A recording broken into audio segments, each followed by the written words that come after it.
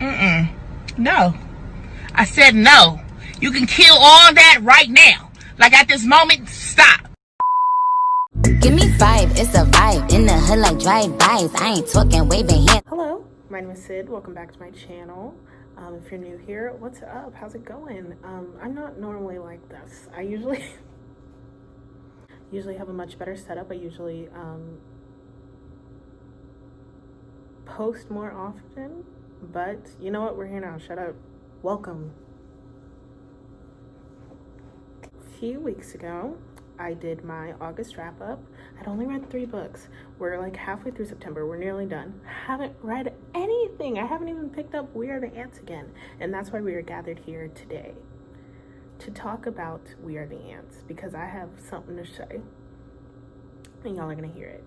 To begin, I don't think I'm gonna finish We Are the Ants anytime soon. Now. I knew this would cause a lot of controversy. I know that. But I didn't think it would get to this magnitude. I didn't think it was possible. Relax. If that's your favorite book, more power to you. It's just not my cup of tea right now. We're gonna get into that, but I wanted to put that on the table first. I'm not gonna finish We Are the Ants right now, and I need you to understand that. I need you to get that through your head, because I'm not gonna put myself through that trauma. If you don't know, We Are the Ants is about like this boy named Henry, and his boyfriend died. His dad left him. Dad left his family, and he's just feeling really hard on himself. And he's also dealing with the fact that he's being abducted by aliens. I can't tell you if he's actually being abducted by aliens. I can't tell you if it's all in his head. I can't tell you if it's a symptom of his anxiety or depression, because I'm not finishing the book right now. And the aliens have given him a choice. He can either press a red button and save the world, or he can not press the button and the world's gonna end. Where I'm at right now, he's letting the world in, and things are not good for him. And he kinda, it's hard. It just feels like nothing's gonna get better. And the whole time I feel like I've just been beating myself over the head with information that makes me upset for him, that makes me upset for the situation he's in. And I know it's fiction, I know it's not real, but books are a heightened reality, and when you see something like that, it just makes you Okay. Now, I don't like DNFing in general. It makes me feel like, it doesn't make me feel accomplished. It makes me feel like a stupid person, you know, whatever. Let's get real, let's talk. When it comes to like We Are the Ants in particular, there's just something about it that, there's a quality that I love, because I went out and I bought this book, but there's a quality that I love, but there's also a quality that makes me want to jump out of a window. And that's the point blank period of it all. I can't stress enough the fact that it makes me want to scream and rip my hair out. And maybe it's supposed to do that. You know, I've had books before that I felt like did that. It's mostly bad, and I hate it, and it's making my head hurt. So that's why I'm DNFing it.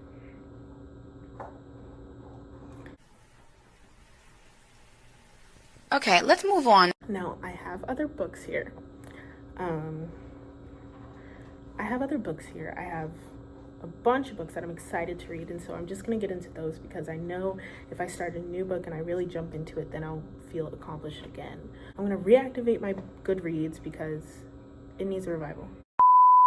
I'm back. I apologize for the technical difficulties. As in, I turned the camera off and changed locations. If someone comes down here, I'll cry. You might be. I think you're good. I'll bother you. I'm about to leave. You're fine. So I decided I would do a little college book haul for you guys and tell you what I brought. I think I'm about to get into these, so I brought so many books. It's been a month, haven't read any of them, but you know what? The books give it character. The first book is Beloved by Toni Morrison. I got this off the shelf in my house. I'm looking forward to reading it. It's a pretty beat up copy. so I think we've had it for a while. But this book has been something I've been wanting to read for a while. I was honestly thinking about adding it to my TBR when I was doing the... Yeah, so... But I'm glad I get to take my time with it now. I might start this first. I don't know. Comment down below if I should start it first. Nobody comments. I understand. Nobody's watching this. Moving on, the next book I brought was Izzy, Willy-Nilly by Cynthia Voigt. I've actually read this book before. I think it was 7th grade.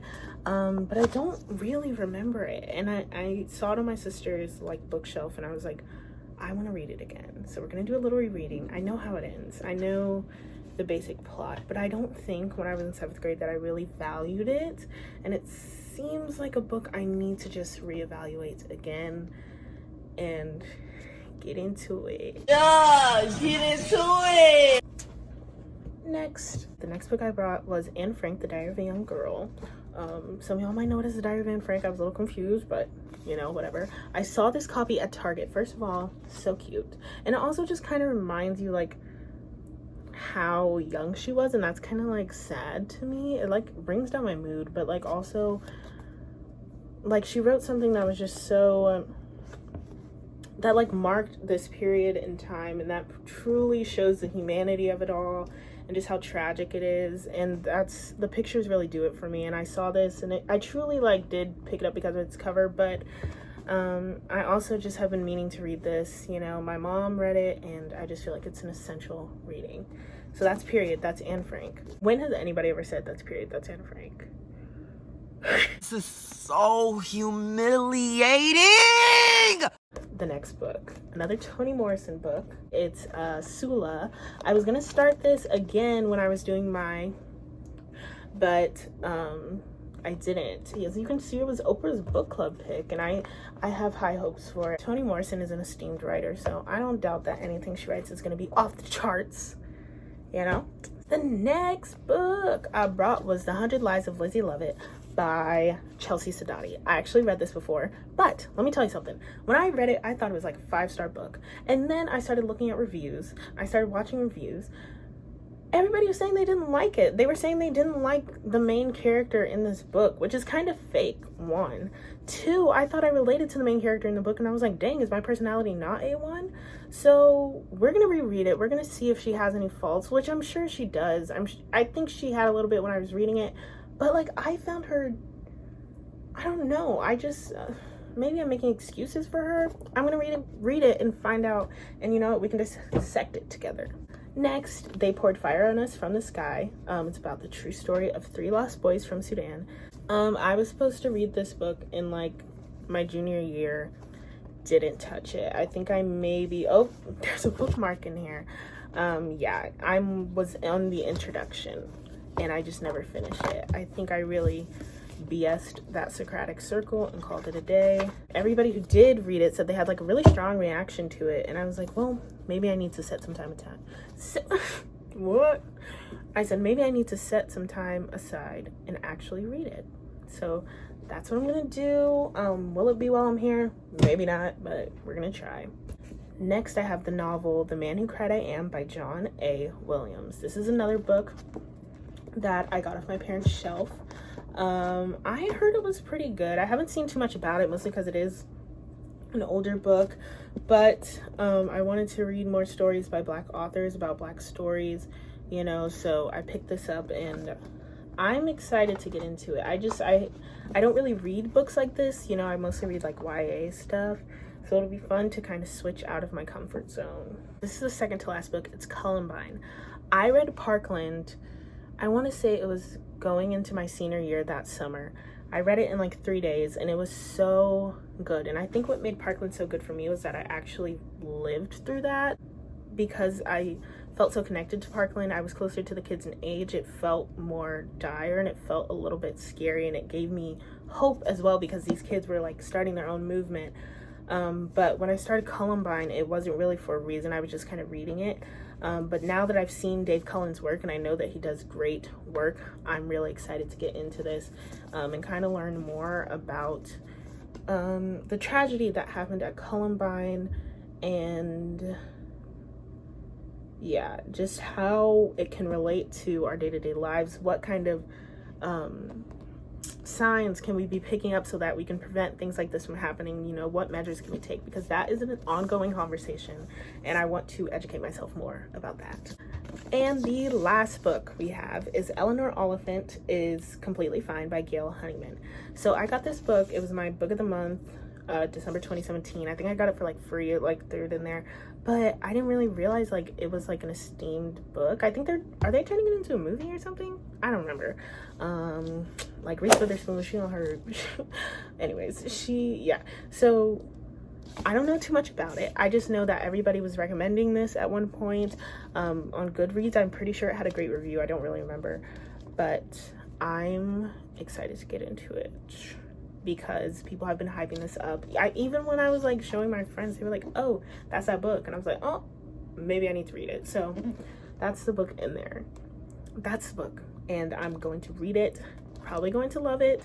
Again, it's like kind of out of my comfort zone, but not really. I hope I relate to Eleanor. I hope it brings something to life for me. And of course, the last book on my college TBR. Look at this, y'all. Taking the bookmarks out. Weird Ants by Shaun David Hutchinson has been sitting in my backpack for the past month, and it's all beat up now. It has a mark where the bookmark was. It's truly a tragedy, but you know what, we'll get to it. I promise. I'm not gonna promise, that's irrelevant. Those are all the books in my college TBR. Hope you enjoyed this video. Let me know if you have any books I think I should add to the list, if you think I should pick something up. And yeah, if you enjoyed this video, give it a thumbs up. If you didn't enjoy this video, please do not tell me. My self-esteem cannot handle it. But yeah, that's it, and I will see you in the next video. On oh, look, the page is dog-eared. Don't cancel me, please.